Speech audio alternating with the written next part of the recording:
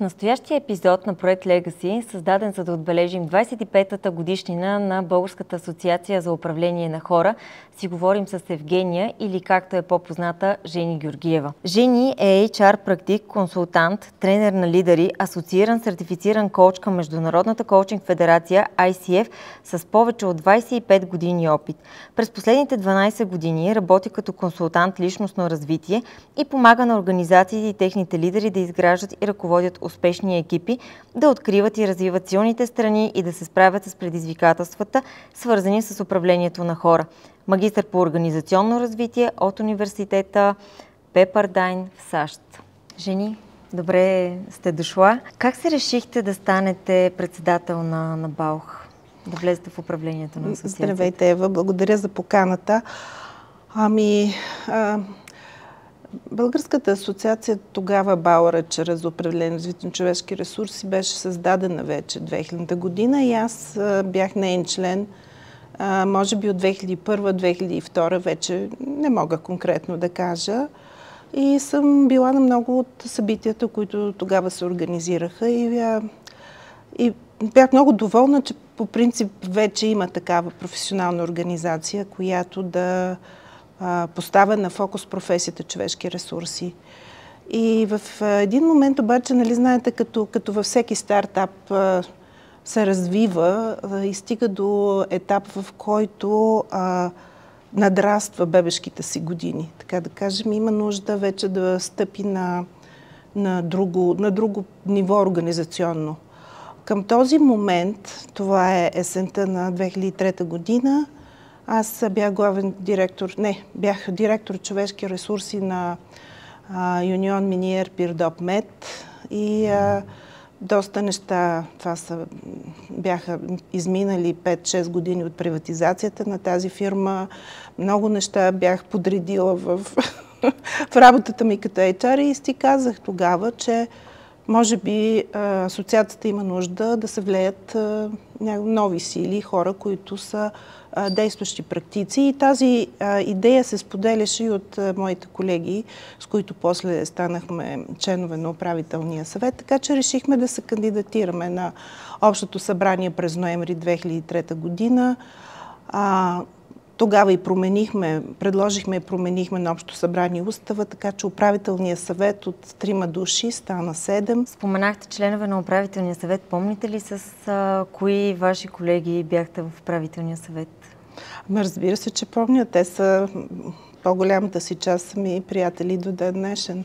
Това бяха Васил Арарски, Невена Цачева, Христо Стоянов, Деница Панайотова, Елмира Банчева и Таня Баджиева, която е основател на асоциацията. И аз, общо 7 души. Така бяхме избрани през ноември 2003. Работихме в този състав и на следващото общо събрание през 2005 година началото към управителния съвет се присъединиха Женина Жилева. Тя тогава беше в публичната администрация HR, и Димитър Василев и Тодор Миндиликов. И може би някои други колеги са напуснали, вече не си спомням подробности. А спомняте ли си първия ден като председател?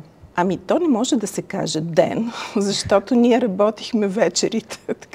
Ние имахме друга работа. Първата вечер тогава. Да, ние имахме друга работа. Така че ние си имахме достатъчно своя работа през деня във фирмите, където работихме. И така че първото ни заседание, даже си спомням, беше на 28 ноември 2003 година. Едно от първите неща, което съм казала тогава е било, след като съм избрали за председател, е било принципите, които аз дълбоко и до ден днешен ценя и към които се придържам, а то е яснота и откритост, конкретност, конструктивност и управление на времето. Всичко да се случва експедитивно и колективност. Така че също така на това заседание бях помолила и колегите, членове на управителния съвет, да си изберат ресор или ресори, в които искат да работят, за да може да разпределим отговорностите. Работа в синхрон. От тези години беше много характерен ентусиазма, с който работихме. Ние имахме мисия. Ние бяхме там с една обща кауза. Защото представете си, в тези години, това е преди 22 години, професията човешки ресурси не съществуваше като така утвърдена, както е днес. Давам ви един пример. Когато аз кандидатствах за първата си HR позиция през 1998 година, за цяла година имаше само 2 обяви за човешки ресурси. Само 2 обяви за цяла година. Просто не се разбираше ролята на тази функция и фирмите не го търсеха. Тоест, ние имахме много работа да налагаме професията, утвърждаваме професията, да я издигаме на ново ниво, да показваме да кажем, необходимостта. че асоциацията е спомогнала за налагането на HR професията и така, свързаността и с бизнеса в страната. Ами тя за това беше създадена асоциацията от Таня, от Елизабет и от другите колеги, именно с тази цел да издигне професията на едно друго ниво и да подкрепи колегите. Още повече, че още от началото на създаването на асоциацията беше започната работа по стандартите за професията менеджер, специалист човешки ресурси с един проект финансиран по линия на Британски съвет и подпомогнат от партньорски организации от Великобритания. И когато ние поехме 2003 година асоциацията, беше много важно вече създадените стандарти да бъдат популяризирани, да бъдат припознати, да бъдат обяснени не само на HR колегите, но и на бизнес ръководителите, за да могат те да го изискват и те да подкрепят. Така, всъщност срещахте ли разбиране, подкрепа от бизнес лидерите или всъщност там е имало предизвикателство да ги спечелите, да им обясните колко всъщност е важна ролята на HR менеджера в организацията? Ами ние много работихме с работодателските организации, по линия на БИБА, после КРИП и други, където членуваха много изпълнителни директори на водещи фирми, които разбираха ролята на човешките ресурси. Даже си спомням, че сме имали и кръгла маса на тази тема или поне сме имали панел на тази тема, където са били поканени изпълнителни директори, които да говорят за ролята на менеджера човешки ресурси, за добавената стойност, която може да даде за една организация. Така че ние търсихме всякакви възможности да популяризираме и да издигаме нивото на нашата професия. Това ли бихте определили като най-големия си принос като председател на БАУХ или имате друг? Ами не бих казала, че само това е най-големия принос. Те от моя гледна точка са няколко. Първото е това издигането на организацията на ново организационно структурно ниво. Само да дам един пример. Ние разписахме и въведахме правила за начина как се работи в организацията. Имахме, освен задължителните документи като НГО, имахме правилник за работа на управителния съвет, имахме правилник за финансовата дейност на организацията. Продължихме от предходното ръководство, например, конкурса HR менеджер на годината, но доразвихме критериите, категориите. Въведохме диференциран членски внос за различните видове членове на организацията, като разделихме практикуващи HR от студенти и млади HR, които те първа навлизат в професията. Последствия, мисля, че 2005 или 2006 година въведахме и корпоративното членство, не само индивидуалното членство. Така че това беше първото нещо. След това продължихме, както вече казах, работата по стандартите и по тяхното популяризиране. Това беше втория ни приоритет. Трети приоритет беше много важно за нас на практика да направим тази заедност, за която говорих, заедно да въвличаме нашите колеги в много различни дейности и в вземането на решения. Например, в групата, която популяризираше стандартите, имахме такава PR група. Там бяха включени колеги, които не бяха членове на управителния съвет. Същото направихме и с групата, която определяше критериите, категориите за конкурсите HR менеджер на годината. Много беше важно за нас също и да разшириме не само хвата на организацията, да не е само в София, но да се почувства нейното регионално присъствие. Друг приоритет беше разгърнатата международна дейност, защото ние бяхме членове на Европейската асоциация за управление на хора и по линия на не само на нашето членство, но по линия на участието ни в партньорство с други страни, които вече бяха, и HR организации от страни, които вече бяха членове на Европейския съюз, а ние още не бяхме. Участвахме в доста проекти, които подпомогнаха преноса на ноу-хау, добри HR практики. Канихме ги на нашите конференции, имаше посещения от наши членове съответно на техни форуми, така че имаше такъв доста активен обмен на добри практики и подготовка за това как да изглежда HR функцията след като България стане член на Европейския съюз.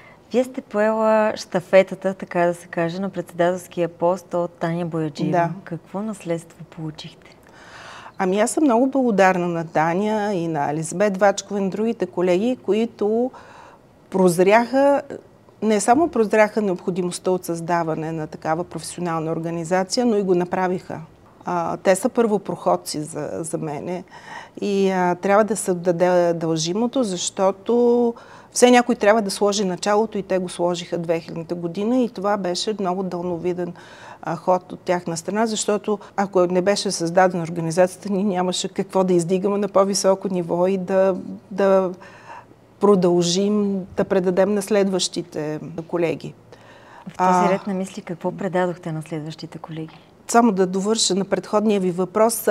Тогава още започна традицията от тази пролетна конференция, за която вече ние след това въведохме и есенната конференция. Тогава беше още започнал конкурса HR менеджер на годината, който и до ден днешен го има в най-различни категории, разширен, обновен и така нататък.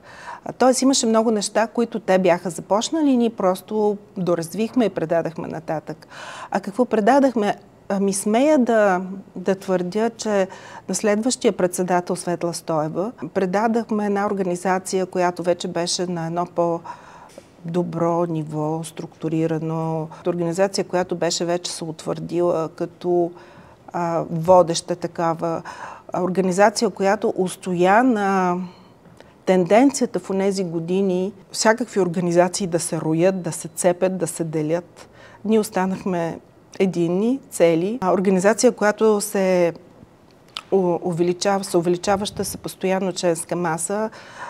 Ние на всеки управителен съвет сме приемали между, примерно, може би 10-15 нови членове. Това е на всеки управителен съвет. Поговорихме си за миналото и за това какво е било при създаването и при първите стъпки на БАУХ.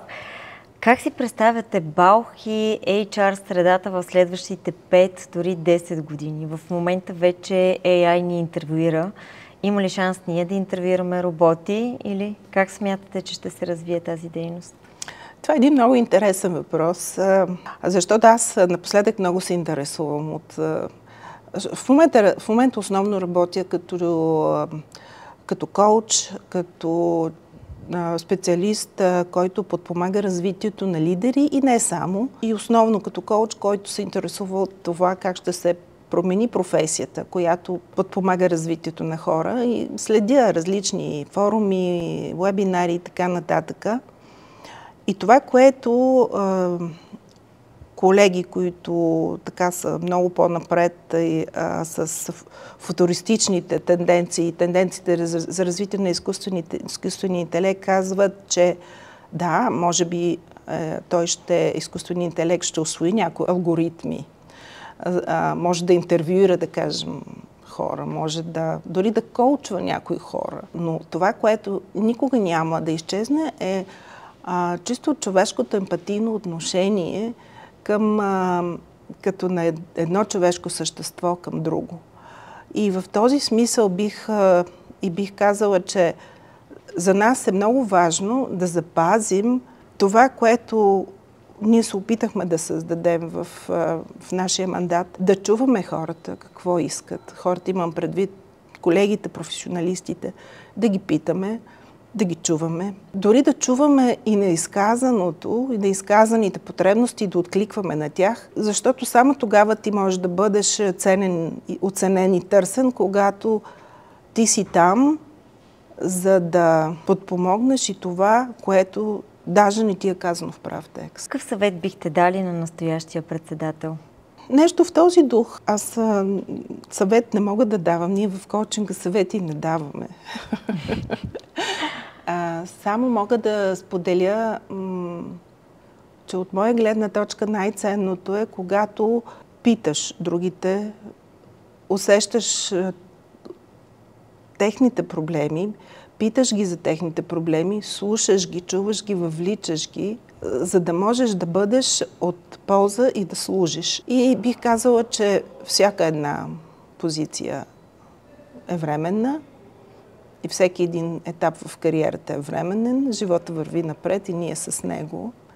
И в този смисъл радвам се, че има приемственост, че организацията продължава да се развива, че колегите виждат полза от нея и че продължава да стои здраво стъпила на краката си в организационно отношение, като партньор на бизнеса. Все повече увеличава се членската маса, доколкото съм запозната.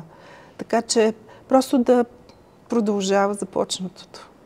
Много ви благодаря за този разговор. И аз благодаря за вниманието и за интереса и за Legacy проект.